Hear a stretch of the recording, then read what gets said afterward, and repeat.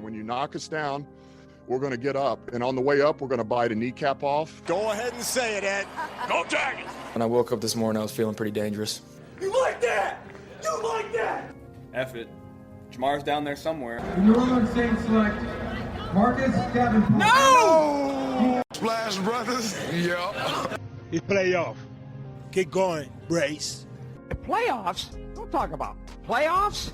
If it doesn't fit, you must acquit.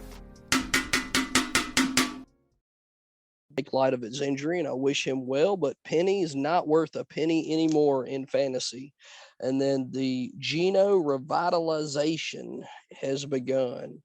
Also, the Giants are 4-1. Where did that come from, and how did that happen? Who knows? But they're doing well, and they're not really doing well for anybody in fantasy unless you have Saquon Barkley. Moving on to injuries, we got Jonathan Taylor. Really no news. He is considered day-to-day at this point. We're just going to have to watch and see how tests go at this point sometime later in the week. Right now, he's hopefully going to be limited, but they're going to do more tests. Everything has been negative so far per the coach, but we don't know anything at this time. Also, his backup / cohort, Nyheim Hines, has a concussion. I'd keep an eye on his status, but as of right now, he's still in concussion protocol. Moving on to another team, another player, Tyreek Hill. He's got a foot injury. He was in a boot after the game, said he was feeling fine. It was just precautionary. I would be watching and monitoring him for practice later on this week. Also, DeAndre Swift still out, no update. He's on a bye this week, so hopefully we'll get an update toward the end of the week, beginning of next week, if he's going to come back for week 7. T. Higgins played played this weekend for the first couple series and then re-injured his ankle again, the same one he was sitting out for last week. The coach said he is day-to-day, but I would be willing to think with as big a player and key component of his team that he is, they might think about sitting him this week. They are playing the Saints. They're going to need all the help they can get, but the Saints defense hasn't been quite as good as we had hoped so far. But hopefully they'll be able to step up against Joe Burrow and the Bengals at home this week. But just be watching Higgins. Like I said, the coach said day-to-day, it's a re-injury. That's never good. I would be surprised if he plays, but we'll just have to see. Also, last night, Monday Night Football, Darren Waller exited early in the first half with a hamstring injury. He's had a history of these before. That's never good. He was ruled out fairly quickly, which is not good either.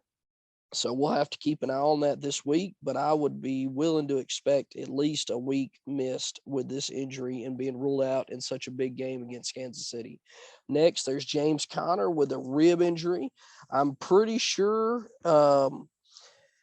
if you were a betting person on James Conner, that you could bet that he's going to come out with a new injury just about every week. And this week it's ribs.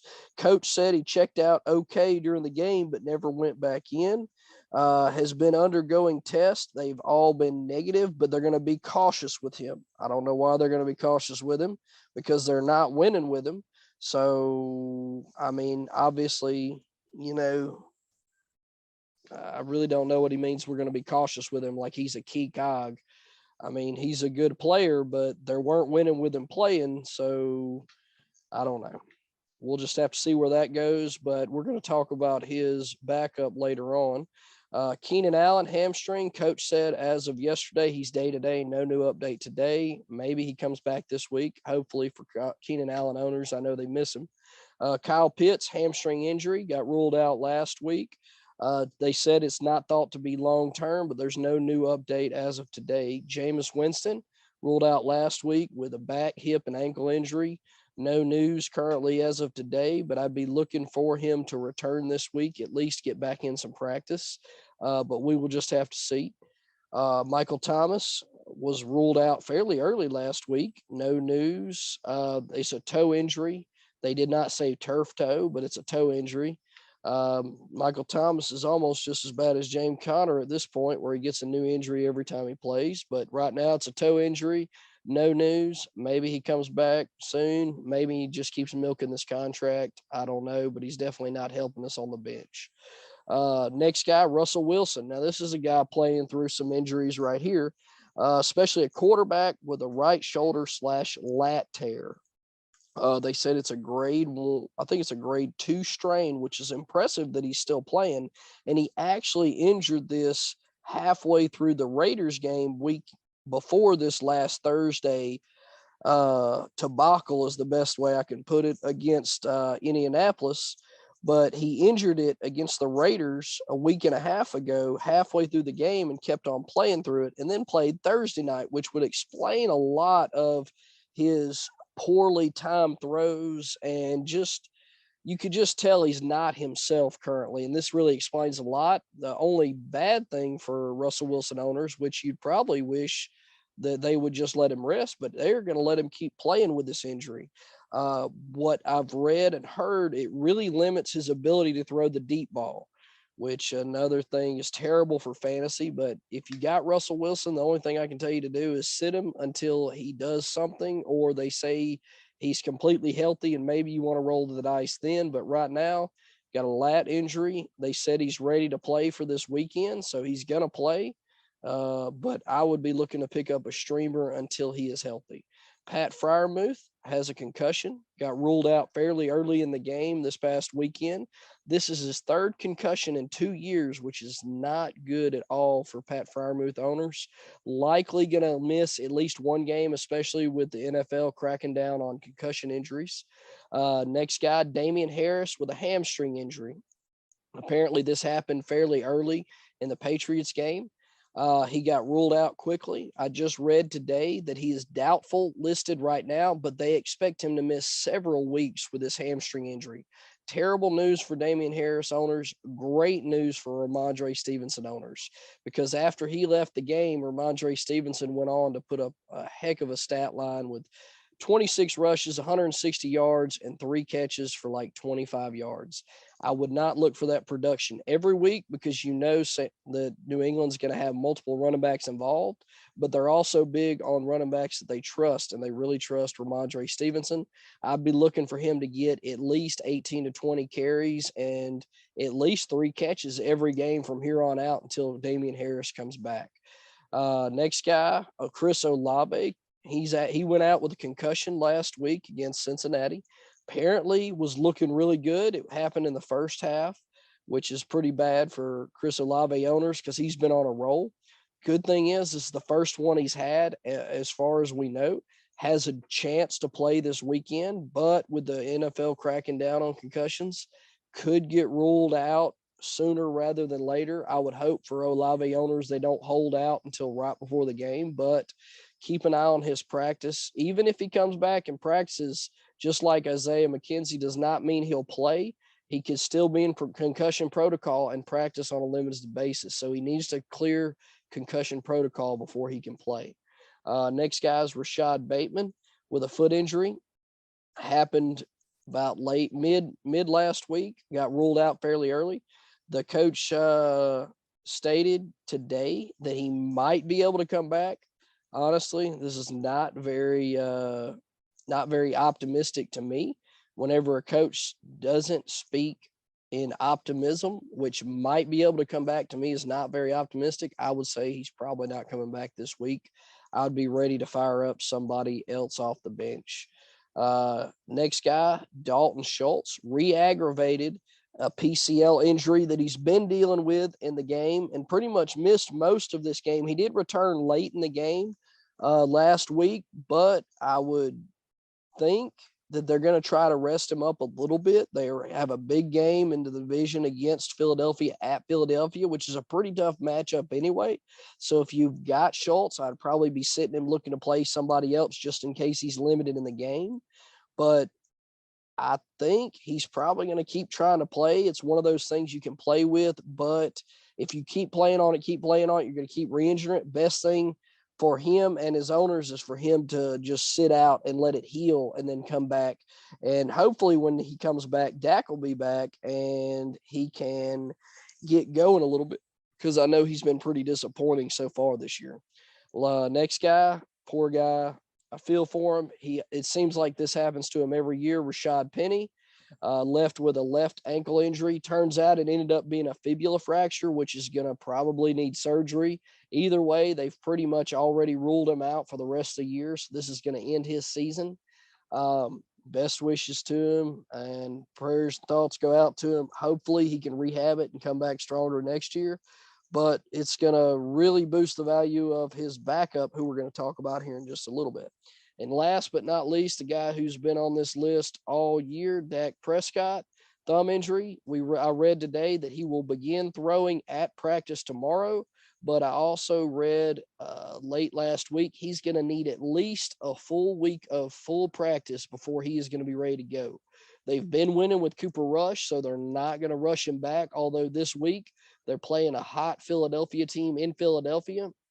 I would not be thinking they're going to win that game with Cooper Rush doing what they're doing right now. But Dak Prescott's probably not going to be ready to come back, but he's getting close. So keep an eye on him. That pretty much rounds out most of our main injury guys for the league. We'll be updating those later on in the week. So we're going to move right on into our top waiver targets after week 5 that are owned in less than 60% of ESPN leagues. Number 1 overall guy and number 1 running back is Kenneth Walker. This comes from the Rashad Penny injury. And honestly, this could be a Dameon Pierce pickup right here. Dameon Pierce has been doing great. He's going to be an RB1 probably for the rest of the year, because he's doing it against every team with a minimal offense. And honestly, Kenneth Walker's got a better offense, and he's got the same type skill set and ability. If you have fab or salary cap, whatever league, number 1 pick, this has got to be your guy right here. Could be a league winner for you, especially even if you don't need running back help, pick him up and then trade him, or trade one of your other guys, or let him have a big week and then trade him for whatever you need on your team. But Kenneth Walker, number 1 pick, he's playing against Arizona. Great matchup this week. Honestly, probably going to be another shootout between Seattle and Arizona because both defenses are terrible. But Kenneth Walker, number 1 pickup this week, and going to be good for the rest of the season. Number 2 pickup, probably not number 2 overall, but definitely number 2 running back to me this week is going to be Eno Benjamin. Honestly, for the sake that James Conner seems like, his injury list is longer than my waiver wire list every week, which is pretty long. And he's playing Seattle this week, going to be another shootout. He's the pass catching running back. Darrell Williams also got nicked up.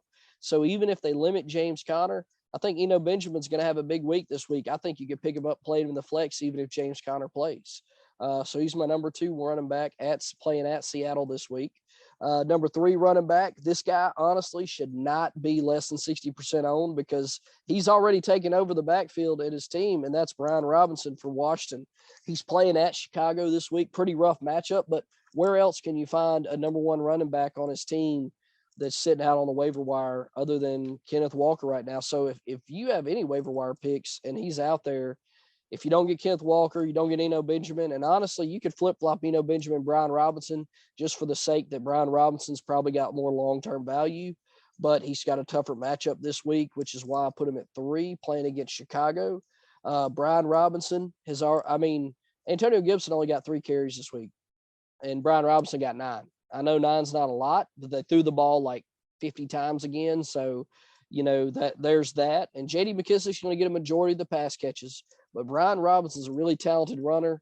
This team, Washington's going to move the ball. He's going to have his opportunities. They're not a terrible offense, so he's definitely somebody you need to think about picking up. 4th on my running back list is going to be Rachaad White for Tampa Bay. He was on there last week. He's going to be on there this week. I'm going to have him on there until everybody picks him up.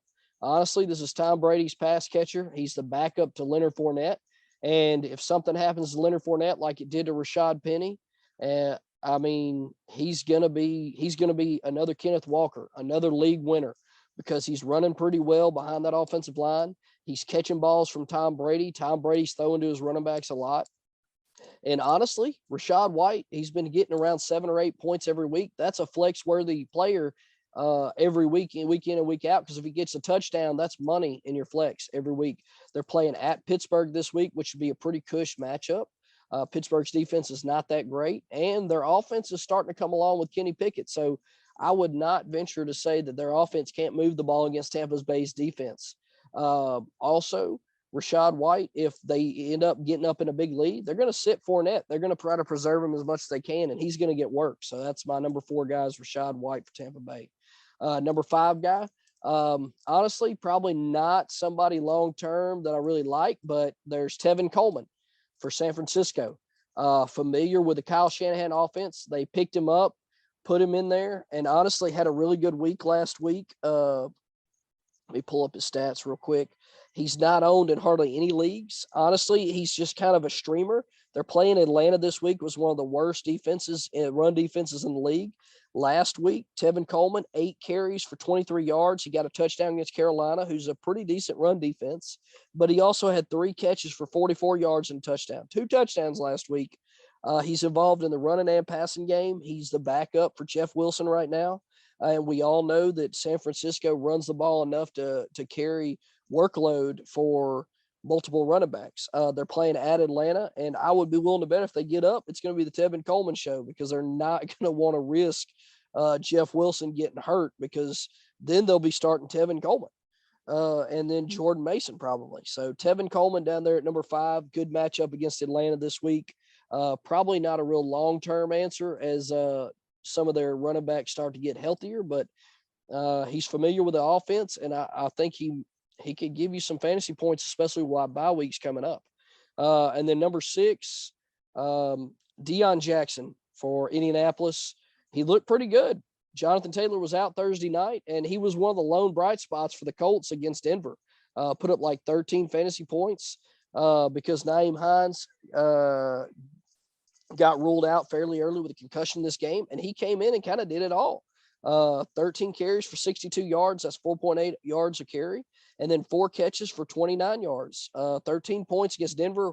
One of the few bright spots in this game, really, in general.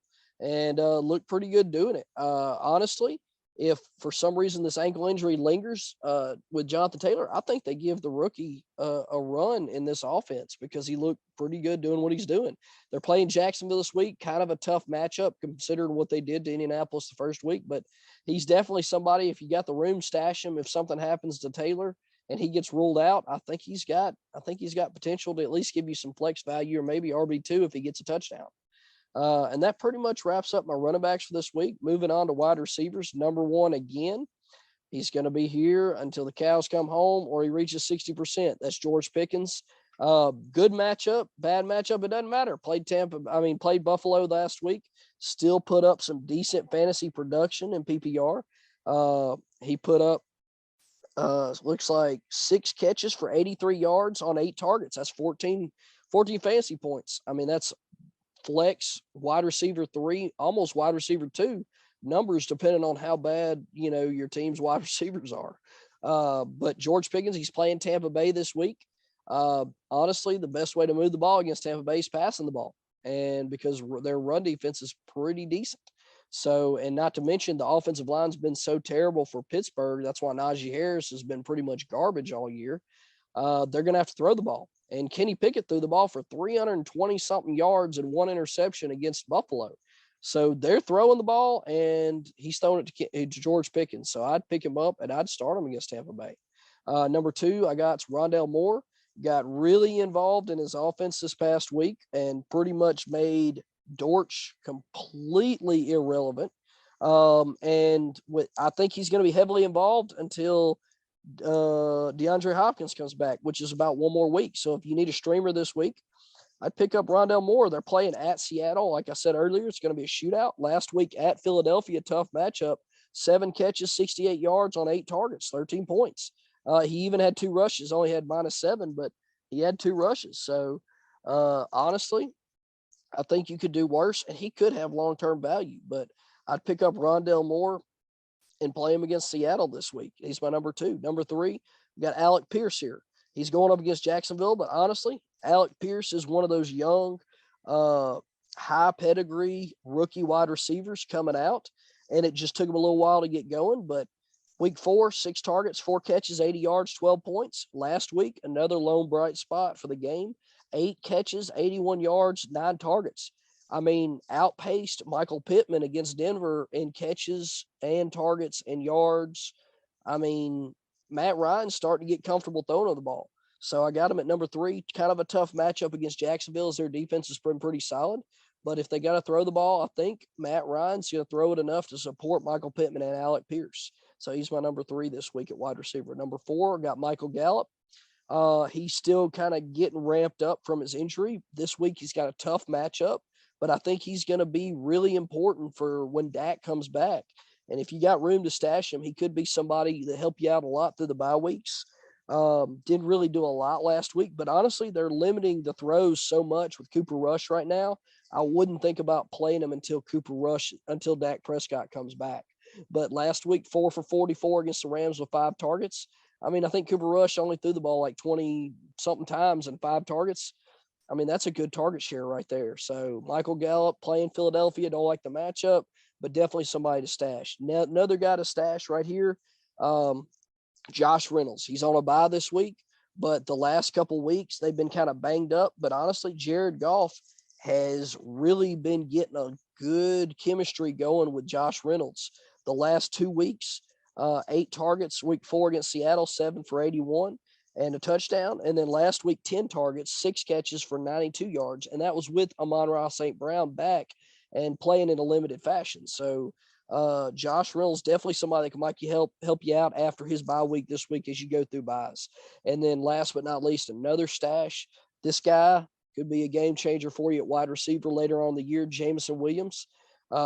He's been on the IR. They're bringing him back slow, but could definitely be somebody key for you down the stretch at wide receiver. They're saying that he was one of the most talented wide receivers coming out in this past draft.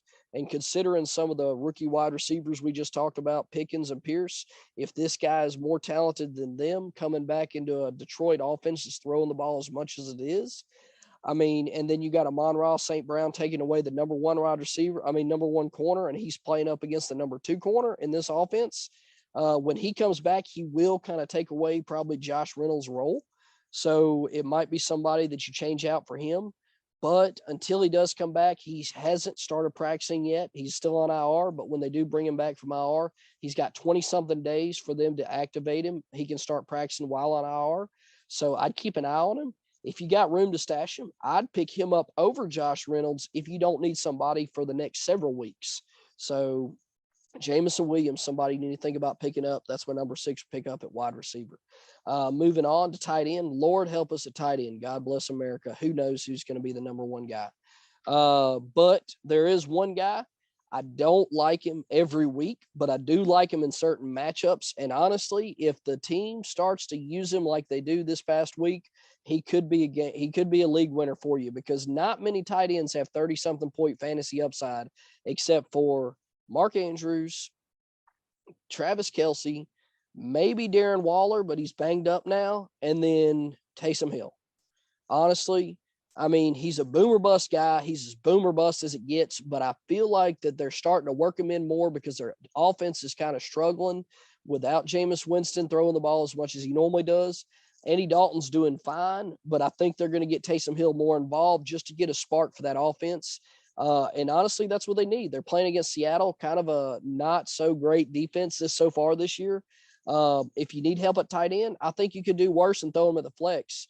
Throwing them in at your tight end spot, because honestly, every guy other than those main guys, you're going to be looking for any kind of boom or bust potential. I mean, Gerald Everett proved that last week, putting up 1 point. Tyler Conklin, 1 point last week. And these are guys that have been producing all year.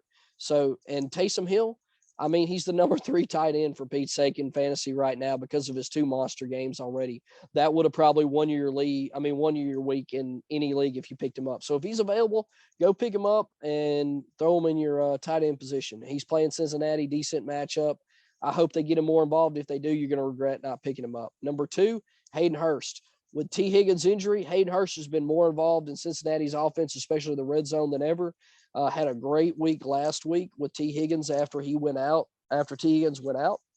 So I'd be looking for him available anywhere. He's starting to get more popular, but 7 targets, 6 catches, 53 yards, and touchdown last week.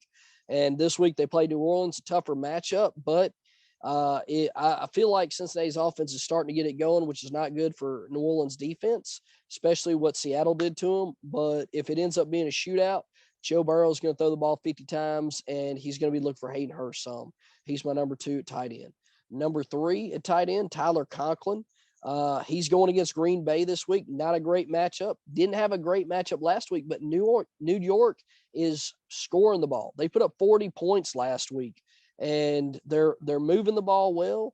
And Tyler Conklin's going to be a red zone threat for Zach Wilson. I just want a part of that offense. And I mean, he didn't have a great week, and you're not, like we just talked about, if you don't have a top tight end, you're not going to get good production out of him every week.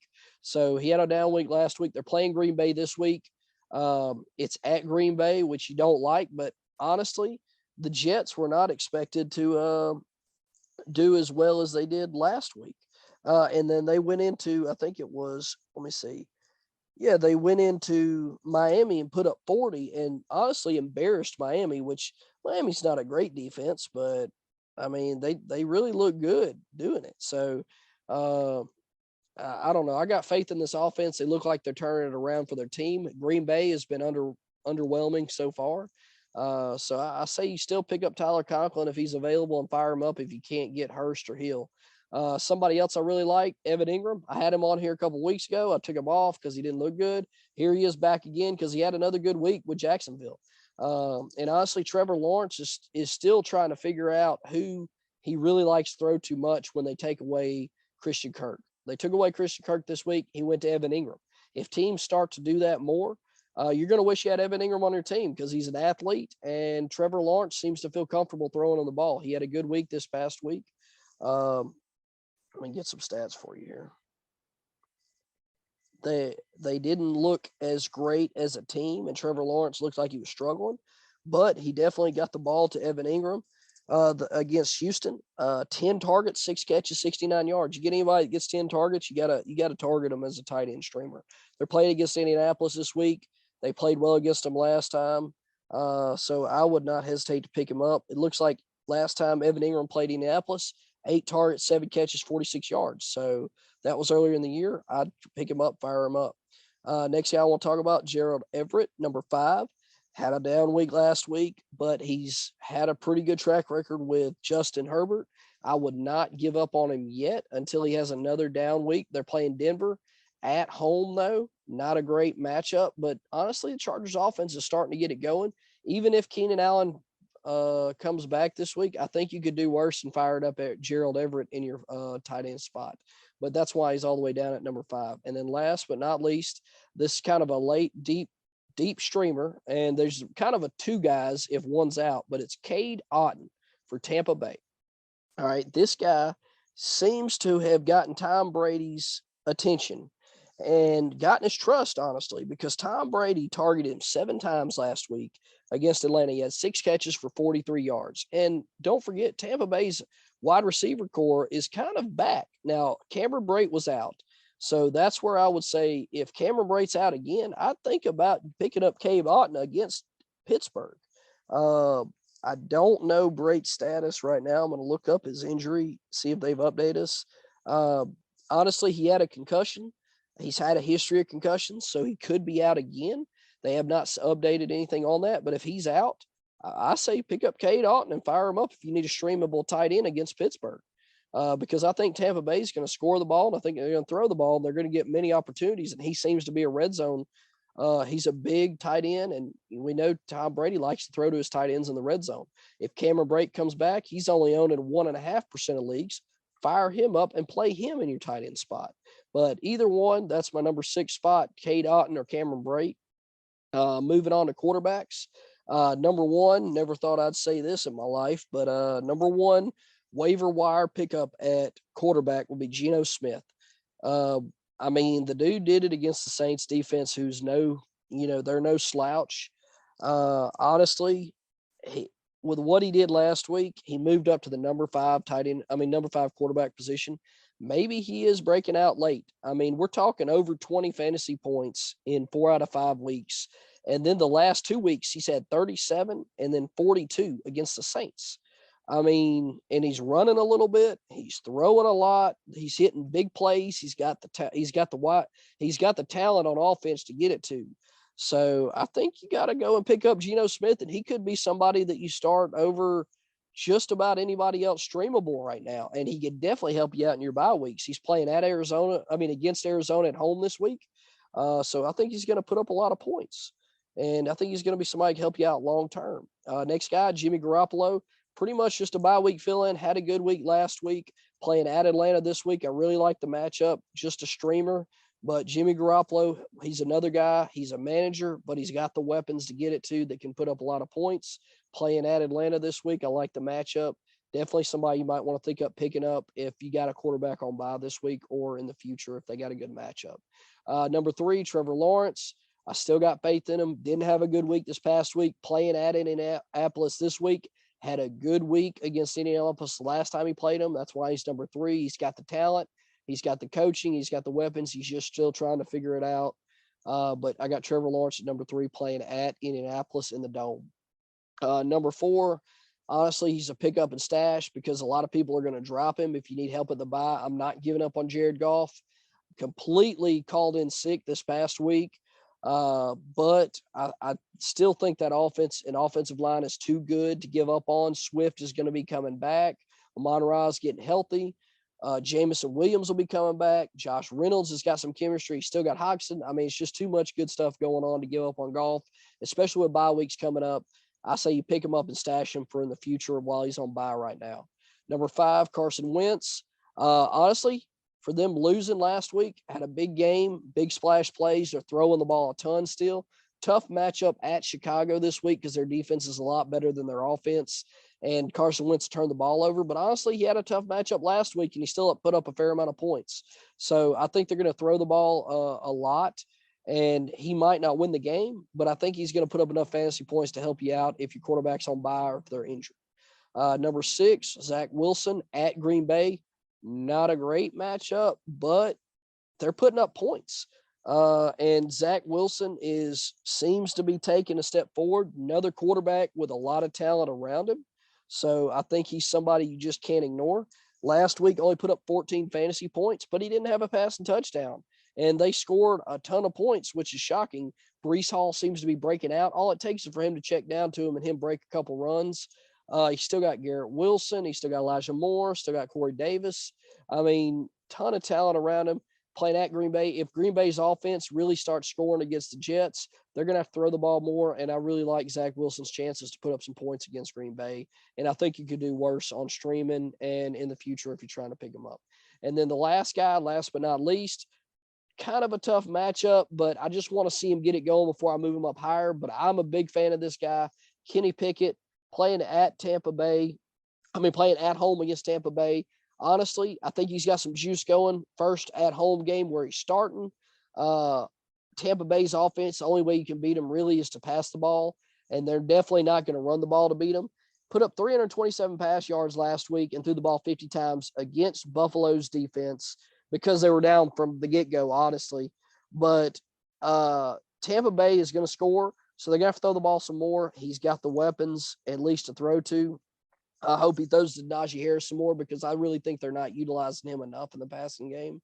But Kenny Pickett, number 7, and honestly, I think he can help you long term. He's going through a gauntlet in his schedule right now, but it's going to ease up toward the end of the season.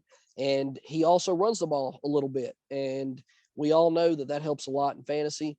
I think Kenny Pickett's somebody you can pick up. If you got somebody that you need help for bye weeks later on, sit him this week against Tampa Bay, see what he does. But I like Kenny Pickett going forward. And then we're going to talk about some defenses. I've got several here because honestly, some of them are right at 60% owned. Some of them good matchups, some not so good matchups, but you might be just slim pickings in your waiver or your pickups. But I got the Rams versus Carolina. Honestly, they lost their coach. They lost Baker Mayfield, long-term injury for a high ankle sprain. The Rams defense is the better part of their team right now, especially their defensive line, which I feel like is going to get to this quarterback, I think it's PJ Washington. So let's see, hang on, I'm gonna double check that name. That PJ Walker, sorry about that. But PJ Walker, who's probably going to be looking to start. Normally, I'm not a fan of starting a defense against a team just lost their coach because they normally come out fired up, but they lost their coach and their quarterback in the same week. I really see them just handing the ball off a lot this week and not letting him throw it much. And Rams' run defense is number one in the league, so I don't think you can beat that. Number two, Chicago at Washington. This is one that's not as many owned, but honestly, Chicago's getting a lot of turnovers right now. A lot of interceptions, a lot of fumble recoveries. We know Carson Wentz is prone to throwing picks. I'd be hoping for a pick for a TD, and he's going to give up some sacks, and Chicago's got a good D-line. So only the bad thing about Chicago is their offense is pretty terrible, and they're not going to get a lot of rest for their defense. But what their offense does do is run the ball a lot, so that shortens the game. So I like Chicago versus at home versus Washington. Even though I like Carson Wentz is putting up points, I think he gives their defense a good chance to score off a turnover. Number three, Philadelphia at home versus Dallas. Honestly, it's the hottest defense in the league. They're still right at 60% owned. They're actually like 60.1, which is why I had to put them on this list because they're just playing really well against a second string quarterback that on a team that runs the ball a lot, and they got a great run defense. So I really expect them to force Dallas to probably have to throw the ball a little bit and hope that they get some turnovers. And they're playing in Philly, and that's just a really tough place to play in a division matchup against one of the biggest divisions in the NFL, honestly. So I like Philly at home versus Dallas. And then number four, Jacksonville at Indianapolis. Honestly, just for the fact of what they did to Indianapolis' offense in week one. Indianapolis offense just looks out of sync right now, what they did against Denver. And I think we're going to see another poor offensive production, especially with Jonathan Taylor banged up. And I think Jacksonville gets on track offensively this week, especially in the Dome. Going to be good weather no matter what, obviously. And also, I made note here, Indianapolis' offensive line is supposed to be one of the best in the league, and they just look out of sync and they look compromised. I don't know what's going on with that, but I think Jacksonville's linebackers take advantage of that, and they get to Matt Ryan a fair amount. Last but not least, on defensive streamers, got to throw them out there again. They had an okay last week. They gave up some points, but they got some turnovers. New Orleans at home against Cincinnati. They played okay at home against Seattle. They come away with a win. They gave up more points than I'd like, but honestly, maybe Geno Smith is just better than we're giving credit for now. I hate to say that, which I feel like it's just like a lie, but I mean, you can't lie with the numbers and the production he's put up so far. Now they're playing against Cincinnati team, who's honestly, their offense has been very underwhelming this year. Joe Mixon, their offensive line looks out of sync and no chemistry at all, which I think is very important for an offensive line. And I think New Orleans takes advantage of that. And I think they get pressure on Burrow. We all know Burrow does okay with pressure, but there also might be missing T. Higgins. So that means, Marshawn Lattimore on Jamar Chase and taking him away. Demario Davis on Hayden Hurst, who I like with T. Higgins being out, but let's face it, New Orleans does pretty good against tight ends. So I think this is a good matchup for New Orleans on paper at the Dome. And I would just hope for a chance at touchdown and a fair amount of sacks because we know Joe Burrow gives up a fair amount of sacks when he plays. So that's always good points for a defense. But that pretty much rounds out my defensive streamers for this week. And last but not least, we got our famed kickers. Number one, Graham Gano. Honestly, he's been doing really well all year. New York, probably the number two player for fantasy relevancy on New York's team behind Saquon Barkley. They're playing at home versus Baltimore, who we know is going to play. They're going to put up points against the Giants defense. And I think that Baltimore's defense is getting a little bit better, and they stop the run some and force some field goals for the Giants. And I think it's a good matchup for Graham Gano, and he's hardly owned in any leagues. Number two, been on the list for like 3 weeks now, Brett Maher playing at Philadelphia. I was talking about it earlier. I think that the Cowboys are going to keep trying to run the ball. I think Philadelphia is going to stop them. I think that's going to make the Cowboys try to kick some more field goals. I would watch the weather situation. It's too early to tell now in Philly. Hopefully it's not too late in the year for too much wind or bad weather, but if it's bad weather, I would probably not stream him at Philadelphia. But if it is good weather, I like the matchup for Brett Maher, and I think he keeps on rolling and putting up some points for you. Number 3, Ryan Suckup, still been consistent all year. One of the top kickers in fantasy. We know Tom Brady is excellent at getting in field goal position at the last minute and giving his field goal kicker a chance to kick a field goal, and Suckup's been nailing them. They're playing at Pittsburgh. Another one I'd watch the weather situation, but I do like streaming against this week, and I think could be a real productive asset for you if you haven't already picked him up. He's still under 60% owned, and I like him going forward. And then last but not least, had a terrible week last week. I'm throwing it under the rug, but he's been on there, and I told you I'm not taking him off, and I'm still not taking him off, even though he doesn't really have a great matchup this week. That's Young Ho Koo playing at home against San Francisco. The good thing is it's at home in the Dome, so you ain't got to worry about weather. Bad thing, San Francisco, one of the best defenses in the league.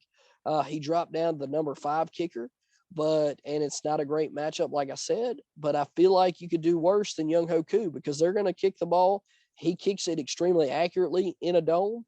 If they move the ball enough to kick field goals, that's a good thing about San Francisco. They don't put up points like a lot of these other offenses, but they have a really good defense. So that means Atlanta's probably going to feel like they're in the game, and they're going to it's going to be worth them kicking field goals to stay in the game if they can get in field goal range. So Young Ho Koo rounds out at number 4 for me. And that pretty much wraps up all my waiver targets and my injuries so far for this week. We'll be coming back at you later on this week with studs, duds, and overachievers, and start, sits, and sleepers with Josh. So be looking for that podcast to come out in a couple days. And hopefully you get to this before your waivers start in the morning, and you can pick up some of these key players to help you out this week. I'm going to sign off now. This is Derek Sanders with Chasing the Trophy Fantasy Football Podcast. Please like and subscribe to us on Stitcher, Castbox, Spotify, whatever your streaming preference is out there. And if you have any questions, please feel free to try to contact us, and anything you want to hear more of or anything we're not doing well at, just please give us some good constructive criticism, and we'll be glad to make some adjustments for you. But we appreciate you listening, and that's going to wrap us up for our podcast for today. Y'all have a good evening.